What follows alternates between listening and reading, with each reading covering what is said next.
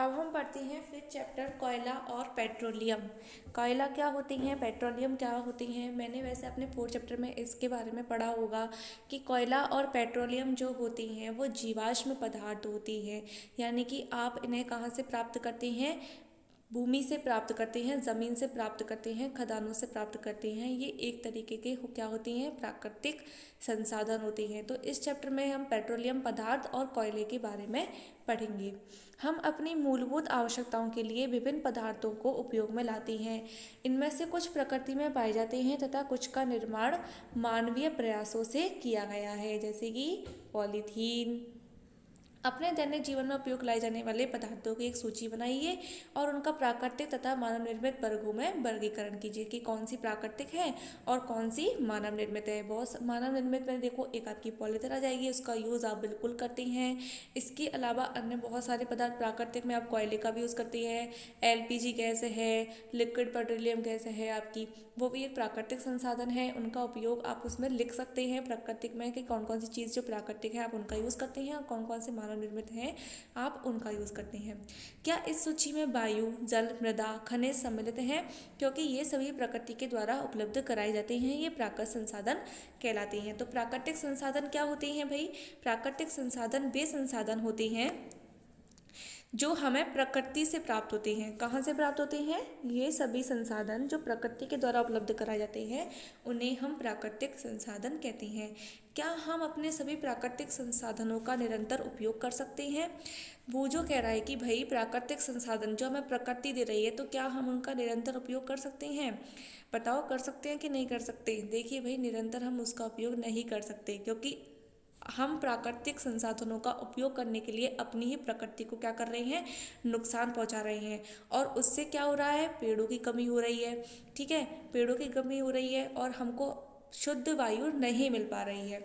क्या वायु, जल और मृदा मानवीय क्रियाकलापों के द्वारा समाप्त हो सकती हैं? बिल्कुल हो सकते हैं। जल के बारे में आप कक्षा 7 में पढ़ चुके हैं। क्या जल एक असीमित संसाधन है? बिल्कुल नहीं।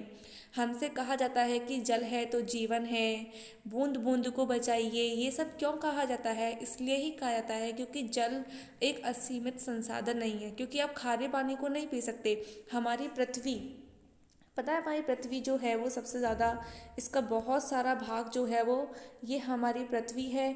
और यहाँ मान लीजिए ये केवल रहने का स्थल है और ये पूरा किससे घिरा हुआ है? पानी से घिरा हुआ है। तो इतनी छोटी सी जगह में हम रह रहे हैं और हमारी पृथ्वी पर पानी ही पानी है, लेकिन ये पानी जो है वो पीने योग्य ही नहीं है। हम इसे नहीं पी सकते, आप खारे पानी को नहीं पी सकते। तो आप कह सकते हैं कि जो जल है वो एक असीमित संसाधन है। प्रकृति में विभिन्न संसाधनों की उपलब्धता की दृष्टि से प्राकृतिक संसाधनों को व्यापक रूप से 2 वर्गों में बांटा गया है। ठीक है, कितने वर्गों में बांटा गया है? इसको 2 वर्गों में बांटा गया है कि प्रकृति में हमें कौन कौन से संसाधन उपलब्ध हो रहे हैं, तो उसकी दृष्टि से प्राकृतिक संसाधनों को 2 वर्गों में बांटा जा सकता है। अक्षय प्राकृतिक संसाधन और समाप्त होने वाले प्राकृतिक संसाधन। ये संसाधन प्रकृति में असीमित मात्रा में उपलब्ध हैं और मानवीय क्रियाकलापों से समाप्त नहीं होते हैं। जैसे कि सूर्य का प्रकाश और वायु, बिल्कुल आप सूर्य के प्रकाश को आप बिल्कुल भी नष्ट नहीं कर सकते हैं, वायु को नष्ट नहीं कर सकते हैं, लेकिन आप उसे प्रदूषित जरूर कर सकते हैं। सूर्य के प्रकाश जो आ रहा है वो, उससे आने वाली कुछ ऐसी हानिकारक किरणें हम तक नहीं पहुंच पाती हैं, वो ओजोन की वजह से हो रही हैं। हम उस ओजोन लेयर को नष्ट कर रहे हैं। ठीक है, लेकिन आप सूर्य के प्रकाश और वायु को क्या नहीं कर सकते, आप उसे समाप्त नहीं कर सकते। तो जो वे संसाधन जिनको आप समाप्त नहीं कर सकते उन्हें कौन से संसाधन कहा जाता है? उन्हें अक्षय प्राकृतिक संसाधन कहा जाता है। और समाप्त होने वाले, अक्षय का मतलब जानते हैं जिसका कभी भी क्षय ना हो, यानी कि कभी भी वो समाप्त ना हो।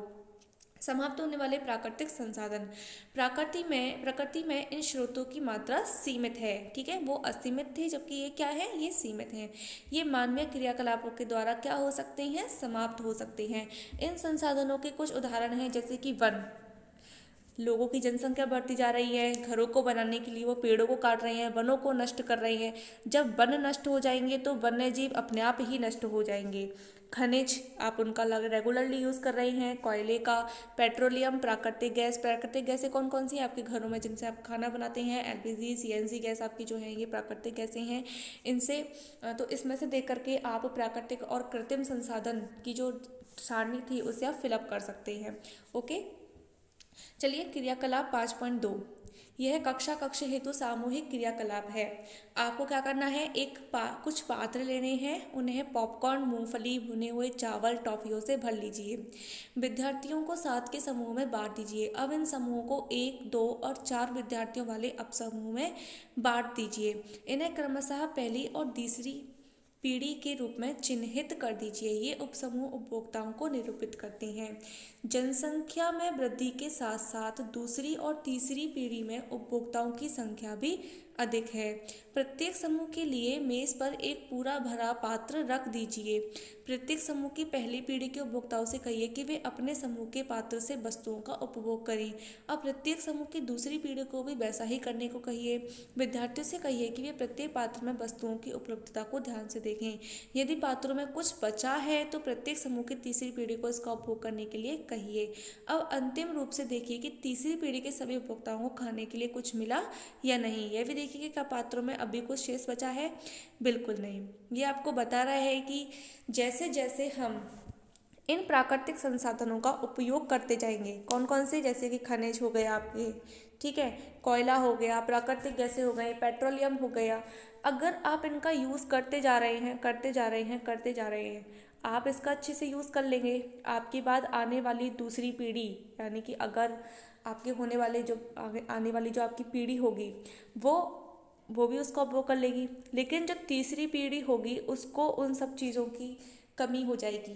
ना तो उसे रहने के लिए घर मिल पाएगा, ना तो उसे जल मिल पाएगा, ना उसे कोई प्राकृतिक गैस मिल पाएगी, ना उसे कोई खनिज तत्व मिल पाएंगे, ना उसे खाने के लिए भोजन मिल पाएगा। यानी कि धीरे धीरे करके सारे संसाधन जो होंगे वो समाप्त होते चले जाएंगे और आने वाली पीढ़ी इसका उपभोग नहीं कर पाएगी।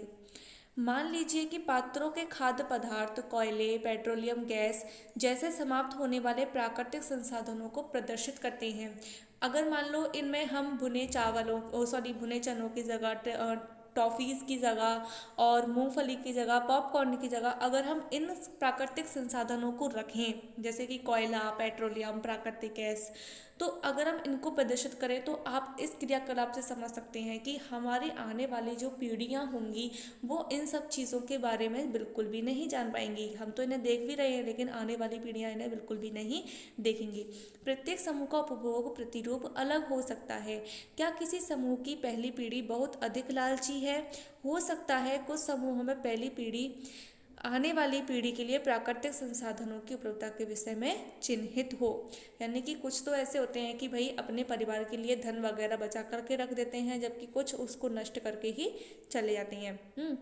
इस अध्याय में हम कोयले, पेट्रोलियम, प्राकृतिक गैस जैसे कुछ समाप्त होने वाले प्राकृतिक संसाधनों के विषय में अध्ययन करेंगे। इनका निर्माण सजीव प्राणियों के मृत अवशेष से होता है, अतः इन्हें जीवाश्म ईंधन भी कहते हैं। ओके, अच्छा, अगर आपसे पूछ लिया जाए कि प्राकृतिक संसाधनों को किस नाम से और जाना जाता है, तो आप कह सकते हैं कि कोयले, पेट्रोलियम, प्राकृतिक गैसें कुछ समाप्त होने वाले प्राकृतिक संसाधनों के विषय में यहाँ पर इस चैप्टर में आप इसका अध्ययन करेंगे। इन प्राकृतिक संसाधनों का निर्माण सजीव प्राणियों के मृत अवशेषों से होता है, इसलिए इनको जीवाश्म ईंधन भी कहते हैं। चलिए अब हम पढ़ते हैं कोयला।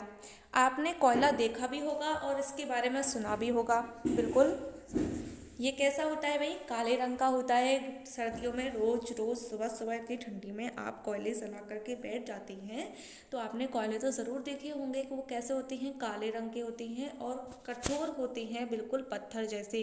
खदानों से निकला हुआ कोयला बिल्कुल पत्थर जैसा कठोर होता है, लेकिन लकड़ी का कोयला इतना कठोर नहीं होता है। खाना पकाने के लिए उपयोग में आने वाले ईंधनों में कोयला एक है। कोयले का उपयोग किसके लिए किया जाता है? खाना पकाने के उपयोग में ईंधन के रूप में लाया जाता है इसको। पहले इसका उपयोग रेल इंजनों को चलाने के लिए भाप बनाने में होता था। आपने तो नहीं देखी, मैंने भी नहीं देखी, पहले जो रेलगाड़ियाँ चलती थी वो कोयले की चलती थी, ठीक है। उसमें जो भाप बनाई जाती थी और उस भाप से उसका इंजन चलता था और उस भाप को बनाने के लिए कोयलों का उपयोग किया जाता था। इनका उपयोग तापीय शक्ति संयंत्रों में विद्युत उत्पन्न के लिए भी किया जाता है। आज भी कोयले से विद्युत बनाई जा रही है। कैसे बनाई जाती है कि वहाँ पर तापीय शक्ति संयंत्र में वहाँ पर बिजली उत्पन्न की जाती है। कैसे कि सबसे पहले तो कोयले को जलाया जाता है, जलाने के बाद इसमें से जो वाष्प निकलती है उससे टरबाइन घुमाया जाता है। टरबाइन जब बहुत स्पीड से घूमता है तब इससे क्या बनती है? बिजली बनती है। कोयले का उपयोग विभिन्न उद्योगों में ईंधन के रूप में किया जाता है। अब हम पढ़ेंगे कोयले की कहानी। भाई कोयला आया कहाँ से, कैसे बना, ये किसका है, कैसे हमने इसका उपयोग किया, किसने पहले इसका उपयोग किया। चलिए अब हम इसके बारे में पढ़ते हैं। कोयला हमें कहाँ से प्राप्त होता है और यह कैसे बनता है। ये एक क्वेश्चन है कि कोयला हमें कहाँ से मिलता है और ये बनता कैसे है। लगभग 300 मिलियन वर्ष पूर्व, अब क्या चल रही है? कोयले की कहानी चल रही है भैया, कोयले की कहानी पढ़ लो। 300 मिलियन वर्ष पूर्व पृथ्वी पर निचले जलीय क्षेत्रों में घने वन थे। 300 मिलियन वर्ष पूर्व समझते हैं कितने हो गए? आप गिन सकते हो उन्हें? चलो इंटेलिजेंट हो, गिन लोगे। बाढ़ जैसे प्राकृतिक प्रक्रमों के कारण वे वन मृदा के नीचे दब गए। क्या होगा था भाई? 300 मिलियन साल पहले पृथ्वी पर निचले जलीय क्षेत्रों में घने वन थे। यानी कि अगर मान लो 300 लाख साल पहले, मिलियन मतलब लाख होता है, तो पृथ्वी पर निचले जो जलीय क्षेत्र थे उसमें कैसे वन थे? घने वन थे। कुछ भी नहीं दिखता था, केवल पेड़ पेड़ ही दिखते थे। तो वहाँ पर क्या हुआ कि एकदम से, क्योंकि वो पृथ्वी के निचले जलीय क्षेत्रों में थे, तो बहुत ज़्यादा बाढ़ आई। पानी में वो जो जल थे वो नीचे दब गई। किसके नीचे दब गए? मृदा के नीचे दब गए। क्योंकि बाढ़ जो होती है वो अपने साथ क्या लेके आती है? बहुत सारी मिट्टी को लेकर के आती है। तो वो वहाँ की मृदा में जो वन थे वो उसके नीचे दब गए। उनके ऊपर अधिक मृदा जम जाने के कारण वे क्या हो गए? संपीड़ित हो गए। यानी कि संपीड़न का मतलब होता है जैसे कि ये कोई पानी का भरा हुआ डिब्बा है, अगर आप इसे दोनों हाथ से इस पर बल लगाएंगे, यहाँ और यहाँ इस पर बल लगाएंगे, तो ये क्या होगा?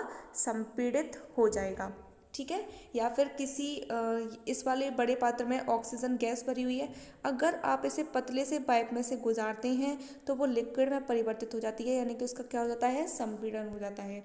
तो इसी तरीके से ये जो पादप थे वो उसके नीचे दब गए, यानी कि छोटे से क्षेत्र में आ गए, तो उनका क्या हो गया? संपीड़न हो गया। जैसे जैसे वे गहरे होते गए उनका ताप भी बढ़ता गया। जैसे जैसे वे मृदा उनके ऊपर और भी बढ़ती गई, यानी कि ज़्यादा ज़मीन में जाते गए, तो वहाँ पर, क्योंकि हमको पता है कि ज़मीन के नीचे का ताप बहुत ज़्यादा होता है, तो वहाँ का टेम्परेचर बढ़ गया था। तो उच्च दाब और दाब भी बढ़ गया था। तो उच्च दाब और उच्च ताप पर पृथ्वी के भीतर जो मरे हुए पेड़ पौधे थे वो धीरे धीरे किस में परिवर्तित हो गए? कोयले में परिवर्तित हो गए। कोयले में मुख्य रूप से क्या होता है? कार्बन होता है। कार्बन क्या होता है? कार्बन क्या होता है? सी। इसको सी से नोट करते हैं। मृत वनस्पति के धीमे प्रक्रम द्वारा कोयले में परिवर्तन को कार्बनीकरण कहते हैं। ओके, इसकी डेफिनेशन कार्बनीकरण कैसे कहते हैं? कि धीरे प्रक्रम के द्वारा मृत वनस्पति के कोयले में परिवर्तन को ही कार्बनीकरण कहते हैं। क्योंकि यह वनस्पति के अवशेषों से बना है, अतः कोयले को जीवाश्म ईंधन भी कहते हैं। ये किससे मिलकर के बना हुआ है? वनस्पति के अवशेषों से मिलकर के बना है, इसलिए कोयले को जीवाश्म ईंधन भी कहते हैं। चलिए 5.2 में देखते हैं कि कौन सा डायग्राम दिखाया गया है इसकी खान का। ये कोयले की एक खान है या खदान है, इसका डायग्राम आपकी बुक में दिया गया है। वायु में गर्म करने पर कोयला जलता है। कार्बन को यानी कि कोयले को जब आप ऑक्सीजन की उपस्थिति में जलाते हैं तो हमें क्या प्राप्त होता है? कार्बन डाइऑक्साइड प्राप्त होती है, जो कि एक रासायनिक प्रक्रम होता है। ठीक है, पढ़ लिया आप लोगों ने इसके बारे में कि रासायनिक अभिक्रियाएं भौतिक अभिक्रियाएं क्या होती हैं। तो जब इसको जलाया जाता है तो मुख्य रूप से कार्बन डाई गैस उत्पन्न होती है। हो गई बात क्लियर। उद्योग में कोयले के प्रक्रमण के द्वारा कुछ उपयोगी उत्पाद प्राप्त किए जाते हैं। कोयले के द्वारा बहुत सारे उत्पाद प्राप्त किए जाते हैं, जैसे कि कोक, कोलतार और कोयला गैस आदि। कोक क्या होता है? यह एक कठोर संरंध्र और काला पदार्थ होता है। कैसा होता है? ये कठोर होता है, संरंध्र होता है, यानी कि इसमें छेद छेद से होते हैं, और एक काला होता है। यह कार्बन का लगभग शुद्ध रूप होता है। इसका उपयोग इस्पात के औद्योगिक निर्माण में और बहुत से धातुओं के निष्कर्षण में किया जाता है। ठीक है, यानी कि धातुओं का निष्कर्षण करने के लिए, उनको निकालने के लिए, धातुओं को अन्य धातुओं के निष्कर्षण में, बहुत सी अन्य धातुओं को निकालने में भी इसका यूज़ किया जाता है। कोलतार क्या होता है? यह एक अप्रिय गंध वाला काला गाढ़ा द्रव होता है। क्या होता है ये? यानी कि इसमें से एक ऐसी गंध आती है जिसको आप पसंद नहीं करते हैं, तो इसलिए इसका नाम दे दिया है अप्रिय गंध, जो आपको प्रिय नहीं है। तो ये गाढ़ा द्रव होता है। यह लगभग 200 पदार्थों का मिश्रण होता है। कोलतार से प्राप्त उत्पादों का उपयोग प्रारंभिक पदार्थों के रूप में दैनिक जीवन में काम में आने वाले विभिन्न पदार्थों के औद्योगिक निर्माण में तथा उद्योग जैसे कि संश्लेषित रंग, औषधि, विस्फोटक, सुगंध, प्लास्टिक, पेंट, फोटोग्राफिक सामग्री, छत निर्माण सामग्री आदि में बनाने में इसका उपयोग किया जाता है।